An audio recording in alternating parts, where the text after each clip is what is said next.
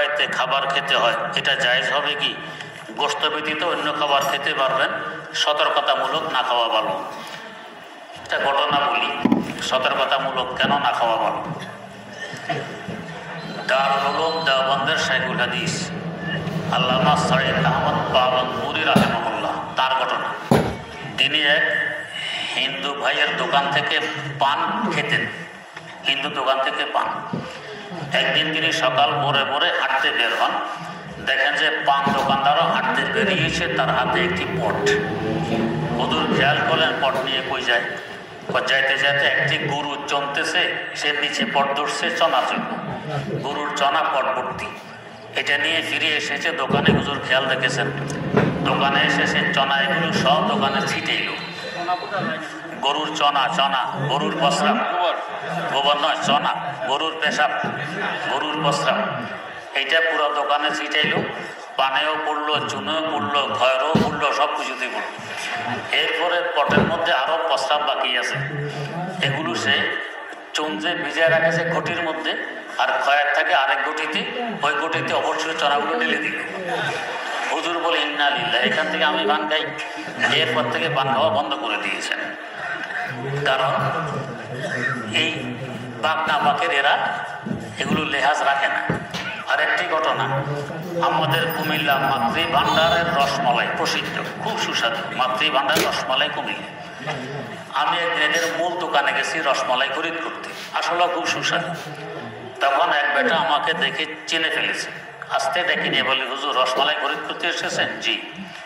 হুজুর আমি এখান থেকে খরিদ করতাম।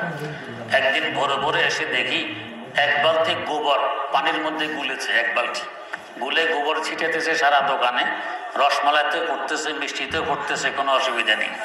এরপর থেকে আমি এখান থেকে রসমালাই খরিদ করা বন্ধ করে দিয়েছি, কারণ গোবর আমাদের দৃষ্টিতে নাপাক, কোনো কিছুতে লাগলে এটাও নাপাক হয়, আর ওরা ওদের দৃষ্টিতে নাপাকে গোবর দিয়ে পাক করে।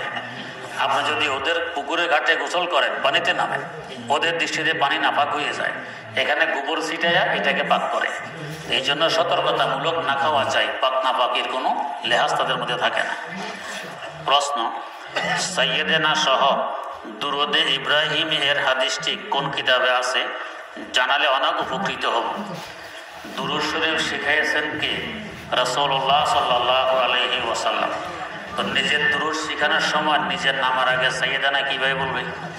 আমাদের সর্দার, আমরা না বলবো হুজুর আমাদের সর্দার। হুজুর নিজে সাইয়েদানা বললে হুজুরের সর্দার কে? তো তাই সেখানে সাইয়েদানা পাওয়া যাওয়া সম্ভব নয়। হ্যাঁ, অন্য হাদিসে আছে যে আনা সাইয়্যিদু বুলদে আদম ওয়ালা ফখরা, আমি বনি আদমের সর্দার, এটা কোনো ফখরের ব্যাপার নয়, বনি আদমের সর্দার। এই হাদিসের আলোকে সাইয়েদানা বলা উত্তম। ফতোয়ায় স্বামীতে আছে দুরুদে হুজুরের নামের আগে সাইয়েদানা বলা মুস্তাহাব। প্রশ্ন, হযরত ফাতেমা রাদিয়াল্লাহু তাআলা আনহাকে মা ফাতেমা বলা যাবে কি? শ্রদ্ধা করে বলা যায়, মেয়েকেও শ্রদ্ধা করে আমরা মা বলি, এই ধরনের বলা যায়। প্রশ্ন, স্বামী স্ত্রী উভয় মিলে গ্রামে বা মোড়ে দোকান দেয়া হালাল না হারাম? দোকান তো স্বামী দিবে, স্ত্রী তো ঘরের কাজকর্ম করবে, স্ত্রী দোকান দিবে কেন? দোকান স্ত্রীর কাজ নয়, এক এক কাজ এক একজনের জন্য, সকলের জন্য সাজে না। ঘরের কাজ আপনি করতে পারবেন না, বাইরের কাজ স্ত্রী করতে পারবেন। একটি ঘটনা শুনি, এক বেটা হাল চাষ করতো, তো হাল নিয়ে মাঠে নামতো, দুপুরে স্ত্রী বাক্সাক করে মাঠে নিয়ে খানা খাওয়াই আসতো স্বামীকে। একদিন খানা নিয়ে যাইতে দেরি হয়ে গেছে, এরপরে স্ত্রীকে খুব গালি, আর যে ব্যাট দিয়ে গরুকে পিটাইতো এটা দিয়ে স্ত্রীকে পিটায়, যে বেহাঙ্গাম কাজ করতে পারো না, এত দেরি হইলো কেন? এই সেই, আমি যদি হইতাম আরো আগে ভাগে খানা ভাগে নিয়ে আসতাম। স্বামী বলতেছে, স্ত্রী বেচারি অসহ্য বলতেছে, ঠিক আছে আগামীকাল আমি হাল চাষ করবো, আপনি ফাঁকশাক করে খানা এখানে নিয়ে এসে আমাকে খাওয়াই যাবেন, তো কোনো অসুবিধা নেই, আমি খাওয়াবো। আগামীকাল স্ত্রী হাত নিয়ে আসছে মাঠে, স্বামী পাক করে খাওয়াবে। সকালবেলায় স্বামী পাতিলের মধ্যে চাল আর পানি দিয়ে চুলায় বসায় আগুন দিয়েছে। ছোট ছোট দুই বাচ্চা ঘরের চৌকিতে ঘুমায়, হঠাৎ ধরাম করে আওয়াজ, একটা চৌকি থেকে পড়ে গেছে বাচ্চা। তো পাক করা দিয়ে গেছে বাচ্চা সামাল দিতে, দেখা যায় আরেকটা উঠে পায়খানা করছে কাঁথার মধ্যে। এখন এটা সামাল দিবে না হিটার পায়খানা, হিটার পায়খানা দিয়ে সারা কাঁথা বালিশ সারা শরীর নষ্ট করে ফেলতেছে। এর মধ্যেই দেখেছে গরুর বাছুর বেঁধে রেখেছে, দুধ দোহাইয়ে বাজারে বিক্রি করতে নেবে, গরুর রশি ছিঁড়ে গেছে, এখন বাছুর দুধ খেয়ে ফেলতেছে। সর্বনাশ! এখন বাচ্চা সামাল দিবে না হেজার পায়খানা সাফ করবে, না এদিকে বাথরুমের মধ্যে আগুন জ্বলে, এদিকে গরুর দুধ খেয়ে ফেলতেছে বাছুর। দৌড়ে গেছে গরু দুধতে বাচ্চা দেখে, গরু যে দৌড় দিছে বাতের ফাতিলের পাশে দিয়া গরুর রশি ফেঁসাইয়া ফাতিল এমনি উপর হইয়া চাল ডাল সব চুলার মধ্যে বরবাদ। এখন বাচ্চা সামাল দিবে না গরু সামাল দিবে না বাদ সামাল দিবে, এখন মাথায় হাত দিয়ে বসে বসে কাঁদতেছে। স্ত্রী অপেক্ষা করতে করতে দেখে স্বামী তো আসে না, শেষমেশ বাড়িতে এসে দেখে স্বামী বসে বসে কাঁদে, গরুও জায়গায় নেই, বাচ্চা একটা পায়খানা দিয়ে সরকার, আর এদিকে বাতের ফাতে গুফুর চাল পড়ে সব সরকার হয়ে গেছে। এই অবস্থা কেন? তোমার ফাঁক তুমি ফাঁকাও, আমার হাল চাষ আমি করি, 2 ঘন্টা দেরি হোক অসুবিধা নেই। এখন বুঝে আসছে। তো প্রত্যেক কাজ প্রত্যেকেই করতে পারে না। দোকানদারে আপনি করবেন, মিস্ত্রিকে বসাবেন, হিসাবে করবে ভুল, মাপে করবে ভুল, লাভের পরিবর্তে লস হবে, আর পর্দা লঙ্ঘনের গুণা তো ভিন্ন আছেই।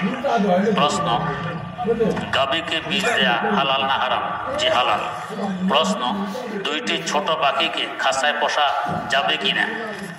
যদিও পোষা বৈধ, তবে এটা অনুত্তম কাজ, এতে স্বাধীনতা হরণ হয়, এই জন্য খাঁচায় না পোষা চাই। প্রশ্ন, বাবা মার অবাধ্য সন্তানকে বাবা মা তাদের সমস্ত উত্তরাধিকার থেকে বঞ্চিত করলে কি হবে? যদি বাস্তবে অবাধ্য হয়, বদ্দিন হয়, তাকে সম্পদ দিলে অবৈধ কাজে নষ্ট করে ফেলবে, তো না দেয়া ভালো। প্রশ্ন, মাথার চুল রাখার ইসলামী বিধান কি? যদি চুল লম্বা রাখতে চান তাহলে কানের মধ্যখান বরাবর অথবা লুতি বরাবর অথবা কাঁধ বরাবর লম্বা রাখতে পারবেন। এর থেকে লম্বা করলে মহিলা হয়ে যাবেন, এটা বৈধ নয়। আর যদি ছোট রাখতে চান তো তাহলে সমান করে ছোট রাখতে পারবেন। প্রশ্ন, স্ত্রী স্বামীকে তালাক করতে পারে কিনা? জি না, তালাক দিতে পারে একমাত্র স্বামী, স্ত্রীকে তালাক দেওয়ার অধিকার নেই।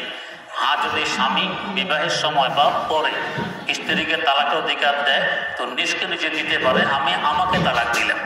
এই নয় যে স্বামীকে বলে তোমাকে তালাক দিলাম, এতে তালাক হবে না।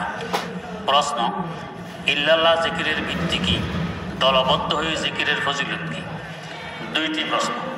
ইল্লাল্লাহ জিকির বৈধ। বুখারী শরীফে হাদিস বর্ণিত আছে, রাসূলুল্লাহ সাল্লাল্লাহু আলাইহি ওয়াসাল্লাম হারাম শরীফের নিয়ম কানুন বলতেছিলেন। বললেন যে হারামে ঘাস কাটা নিষেধ, গাছগাছালি কাটা নিষেধ, পশু পাখি ধরে মারা নিষেধ, এগুলো বলতেছিলেন। যখন ঘাস কাটাও নিষেধ বললেন, হুজুরের চাচা হযরত আব্বাস রাদিয়াল্লাহু তাআলা আনহু বললেন, ইল্লাল ইজকির, ও বাতিজা নবী, ইজকিরের ব্যাপারে নিষেধাজ্ঞা আরোপ করো না। কারণ ইজকির আরবরা অনেক কাজে লাগাইত। ঘরের ছাউনি দিত, ঘরের বেড়া বাঁধত, গোবর দেওয়ার পরে যেখানে আমরা কলা পাতা দিই ওখানে ওদের তো কলা গাছ নেই, ইজকির ঘাস দিয়ে উপরে মাটি দিত। ইজকির ঘাস কেটে গরু ছাগল ওট বকরিকে খাওয়াইত। ইজকির ঘাস জ্বালানির কাজে ব্যবহার করত। ইজকির ঘাস পরে ছাই দিয়ে কাপড় ধুইত, সাবানের মতো কাপড় পরিষ্কার হতো। এটা আমাদের এত কাজে লাগে, এটাও যদি কাটা বন্ধ করে দাও আমরা মুসিবতে পড়বো। তো তখন হুজুর বলেন ইল্লাল ইজকির, ইল্লাল ইজকির 2 বার। এখানে ওলামায়ে কেরাম বোঝেন এই প্রশ্নটা সাধারণ